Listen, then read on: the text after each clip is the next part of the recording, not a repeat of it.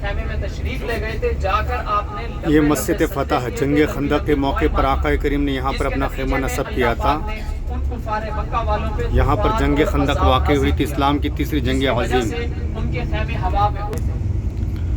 اور یہ مسجد سلمان فارسی، پہاڑ آپ کو نظر آ رہا ہوگا، جامع الخندق مسجد سلمان فارسی۔ جبل صلا، جبل یعنی پہاڑ، صلا یعنی سجدہ، سجدے والا اس لیے کہتے ہیں کہ ہمارے نبی پاک صلی اللہ علیہ وسلم کا خیمہ اسی پہاڑ پہ بنا ہوا ہے، آپ نے لمبے لمبے سجدے کیے تھے، اس لیے اس پہاڑ کو سجدے والا پہاڑ کہتے ہیں۔ یہاں پر اسلام کی تیسری جنگ ہوئی تھی۔ اسلام کی پہلی جنگ مدینہ سے باہر ہوئی تھی، اسے کہتے ہیں غزوہ بدر۔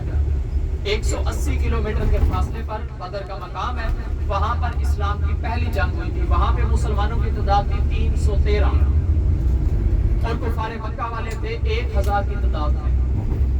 اسلام کی دوسری جنگ ہوئی تھی غزوہ احد جسے کہتے ہیں، جبل احد، شہداء احد۔ وہاں پر بھی ہم جائیں گے انشاءاللہ تعالیٰ، وہ ہماری آخری زیارت ہوگی۔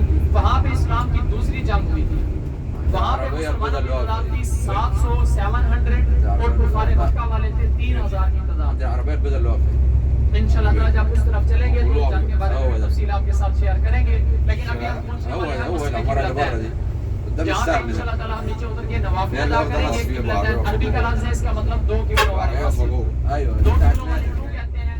ہمارا جو قبلہ تھا، پہلا قبلہ، اول قبلہ 16 سے 17 ماہ تک اول قبلہ جس کا نام مسجد اقصی ہے، جو آج بھی فلسطین میں موجود ہے،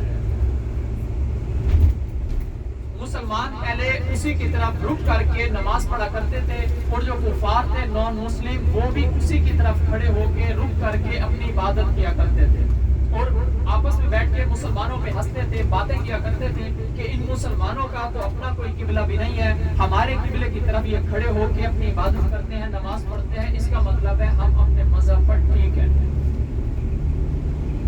آپ سرکار صلی اللہ علیہ وسلم ہر وقت اللہ پاک سے دعا فرماتے تھے کہ یا اللہ ہمارا جو قبلہ ہے وہ خانہ کعبہ کو بنا دے۔ جہاں پہ ہم جا رہے ہیں مسجد قبلتین کے پاس میں ایک اللہ کے نبی کے صحابی رہا کرتے تھے، ان کی دعوت پر حضور پاک صلی اللہ علیہ وسلم مسجد نبی سے اپنے ساتھ چند اور صحابیوں کو لے کے یہاں تشریف لائے ہوئے تھے، تو نماز کا وقت ہو گیا۔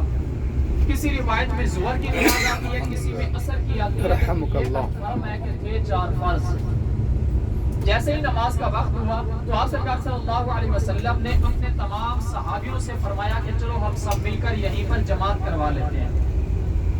یہاں پر جماعت کروا رہے تھے، ہمارے نبی پاک پیچھے ان کے صحابہ کرام نماز ادا کر رہے تھے، اور پہلی 2 رکعتیں پڑھا چکے تھے بیت المقدس کی طرف چہرہ کر کے۔ اتحیات کمپلیٹ کرنے کے بعد دوسری رکعت سے جیسے ہی کھڑے ہوئے تو نماز کے دوران ہی ہمارے نبی پاک صلی اللہ علیہ وسلم کے دل میں دوبارہ سے خواہش اٹھی کہ کاش ہمارا جو قبلہ ہوتا وہ خانہ کعبہ ہوتا۔ یہ جیسے ہی خواہش اٹھی دل میں ہمارے نبی پاک کے، تو آپ بار بار نماز کے دوران اپنا چہرہ مبارک کبھی اوپر کی طرف کرتے، کبھی نیچے کی طرف کرتے، کبھی آسمان کو دیکھتے، کبھی نیچے کی طرف دیکھتے۔ تو بھائی صاحب اللہ پاک نے اسی ٹائم قرآن پاک کی دوسری سورت البقرہ کی آیات نمبر 144 نازل کر دی تھی۔ قد نرى تقلب وجهك في السماء فلنولينك قبلة ترضاها فول وجهك شطر المسجد الحرام۔ کہ اے میرے پیارے محبوب، آپ کا یہ میری طرف بار بار دیکھنا، آپ کی یہ ادا مجھے پسند آئی، میں جانتا ہوں آپ کیوں دیکھ رہے ہو، آپ کا جو قبلہ ہے وہ میں نے مسجد الحرام کو بنا دیا۔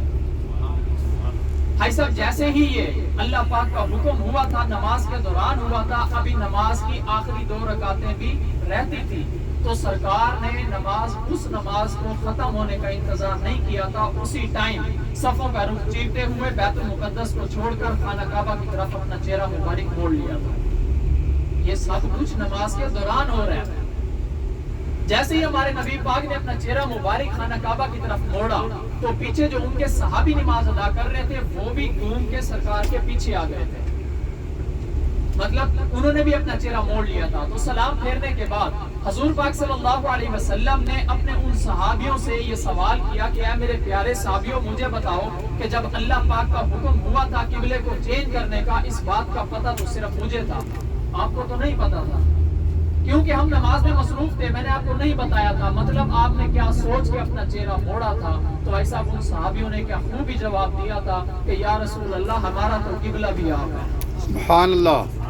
ہم تو قبلہ بھی آپ کو سمجھتے ہیں. آپ جس طرف کھڑے ہو کر نماز پڑھائیں گے ہمارا قبلہ وہی ہوگا. تو تب سے لے کے آج تک اور آج سے لے کے قیامت تک ہم خانہ کعبہ کو اپنا قبلہ سمجھتے ہیں, اسی کی طرف چہرہ کر کے نماز پڑھتے ہیں جو انشاءاللہ قیامت تک پڑھتے رہیں گے.